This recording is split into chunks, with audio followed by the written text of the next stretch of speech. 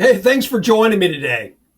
Here we are again, sharing in real time some of the things that we're learning and appreciating from the Study Bible Project. Today, I want to talk to you about in the book of Ephesians, Paul uses personal pronouns. He uses two kinds of personal pronouns. He uses the first person and the second person, plural pronoun, as he writes the book of Ephesians. Concerning the first person, which includes himself, he uses the first person plural pronoun 45 times. He uses three different pronouns to do that. He uses us and we and our. Now, this is very interesting, by the way. He uses us 15 times. He uses we 15 times. He uses our 15 times. He uses all three of the first person plural pronoun 15 times each for a total of 45. And by doing so, what Paul's referring to when you read, there's a lot of debate and controversy about Paul's use of the first person pronoun in Ephesians, us, we, our, or, compared to the second person pronoun which he uses, which is you and your. And so a lot of crazy ideas and deep confusion come. Why is Paul doing this? And it's really pretty simple. So we're just going to go over this quickly because this will show up all throughout the verses that we see in Ephesians, these use of these contrasting plural pronouns. So let's just say this, that the first person plural pronoun in which Paul would include himself, he's referring to the unit of believers, because that's all Paul's writing to in Ephesians, believers. He's writing to the unit of believers that are exclusive to the secret administration. He's writing to the ecclesia, the called out ones, that is Christ's body. And this one body includes members who had a prior root in Israel. That was their heritage. It also includes those who had their roots in and among the nations. So when Paul uses the first person plural pronoun Ephesians, he's speaking of the entire unit of the one body, of the called of this administration, whether they came from Jewish roots or whether they came from the roots of the nations.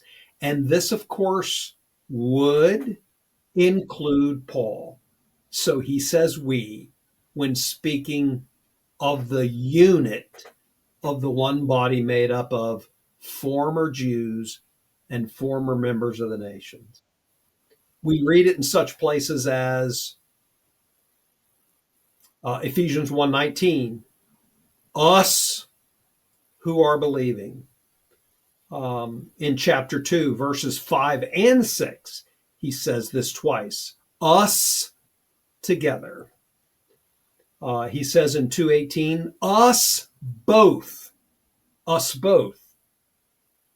former Israelites, former members of the nations. He says in 4:25, we are members one of another. He says in 5:30, we are the members of his body. So that's that first person plural pronoun. But then Paul uses you and your, does not include himself when he's writing in the epistle. He uses the second person plural pronoun. And this is specifically those who were from among the nations, because that's not where Paul was. Paul wasn't from the nations. So in the grand section, the last part of chapter 1 and most of chapter 2, he's devoted to the former members of the nations that are in the one body. And he can't use the first person plural pronoun. He has to use the second person. So, for instance, you read in chapter 1 and verse 13, you also what? Also to the believing members from the Jewish nation. He repeats this in 2:32, you also. He makes it very clear in 2:11 and 3:1. He uses this phrase twice, you the nations. You the nation. And he talks about things that were true of you the nations. You were without God. You were without Christ. You were without the covenants. That wasn't true of Paul. That wasn't true of believers, Jewish believers that had come into the one body. He says in 3:13, you who were afar off. 2:17, you, those afar off. He says in 2:19, no longer are you guests and sojourners. How easy is this when you think about it? I've read through a lot of material and seen all kinds of controversy concerning these two classes, these two plural pronouns, the first and the second. Now, what's important is that to realize that within that class that Paul was, came the divine gifts that were given to make the transition to the one body, to make the transition to the divine work of dispensing joy in this administration. Let me read you just a few verses of that. Ephesians 2:20 says that this one body is built upon the foundation of the apostles and prophets, or the foundation of the commissioners and prophets. These aren't the commissioners and prophets of the Old Testament. These aren't the apostles and prophets of the Gospels.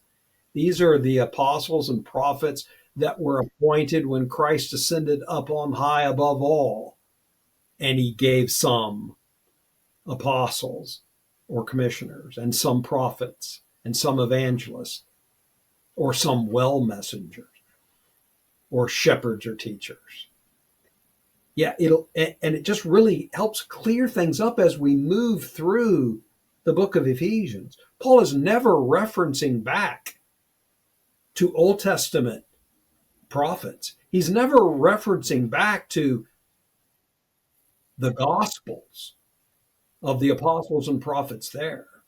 He's talking about after Christ's death, burial, and resurrection and seated at the right hand of God, these ascension gifts that were given to transfer the outcalled from Israel, from among the nations, into the one body.